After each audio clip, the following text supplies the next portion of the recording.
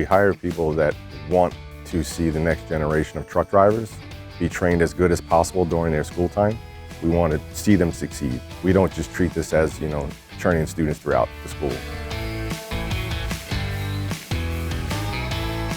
We teach them how to back up, whether it's parallel, alley dog, straight line backing. They're learning how to be safe with what they're doing, how to deliver the freight safe, how to do the maneuvers to get to the position to deliver the freight. That's the key, what we teach them out here. We have to make sure that they can do this in order to successfully deliver the freight. When they first come out, obviously they do some pre-trip.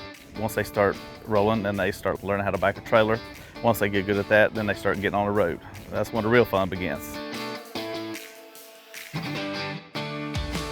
You work hard, and when you see the fruition of that hard work come true, all the stress is gone. They're so excited. They're ready to move on to the next chapter and start their new career.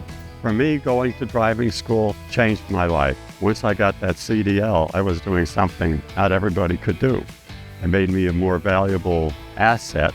Trucking ain't it's just not driving a truck. It's a change of life. Once you become a truck driver, you are a truck driver for the rest of your life.